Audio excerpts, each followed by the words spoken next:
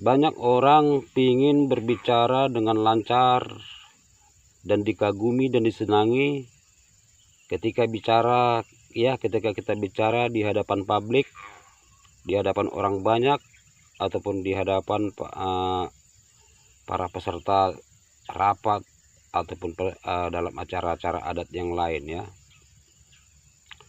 Salah satu kunci keberhasilan bagi orang pandai yang bisa berbicara di hadapan publik, yang pertama adalah ketenangan. Ya, yang pertama adalah ketenangan, yaitu rasa percaya diri ditanamkan pada dirinya.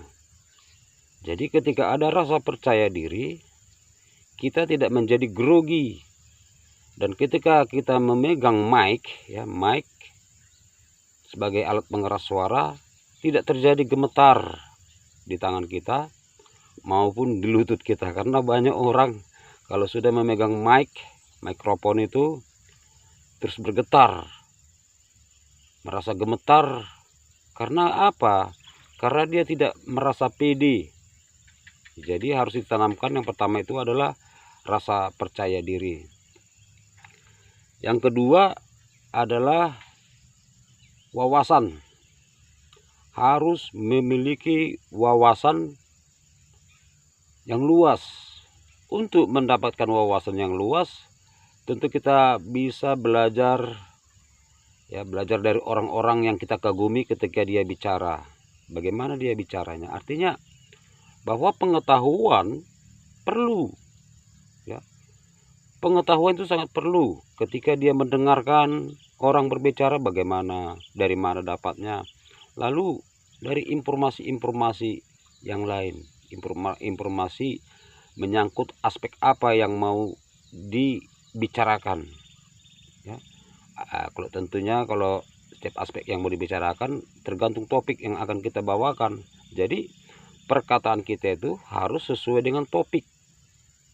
Jadi ketika kita berbicara tentang misalnya kebersihan, tentu kita harus belajar dulu bagaimana, apa, dan kenapa, dan di mana kebersihan itu kita adakan. Bagaimana caranya, apa gunanya, dan kita harus tahu mengatasinya. Contoh, ya, itu contoh. Contoh paling ringan dulu ketika kita masalah soal kebersihan. Kalau mengenai kepada adat istiadat juga perlu kita mempelajari seluk-beluk ada adat yang mau dilaksanakan, adat pernikahan kah, adat kematian kah, ya, adat yang lain-lain. Itu harus kita pelajari terlebih dahulu, kita pahami agar kita paham menyampaikan kata-kata, ya. Tadi yang pertama adalah rasa percaya diri, kemudian wawasan, dan yang ketiga adalah fokus pada topik merupakan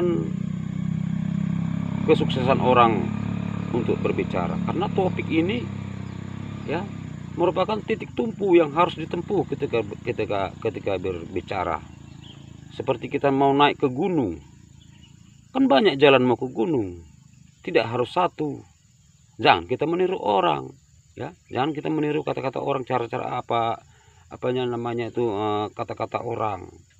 Tapi kita harus pandai mengarahkan pikiran orang untuk mengarah kepada topik itu. Jadi kita mendeskripsikan pemaparan pada orang itu kita bawa, ya, orang itu kita bawa pemikirannya kepada tujuan kita.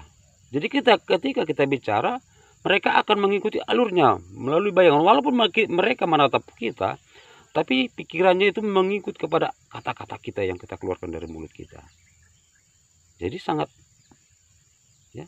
indah ketika kita bisa menjadi MC, menjadi narator, menjadi moderator, ya, menjadi motivator, gitu. Jadi mengarahkan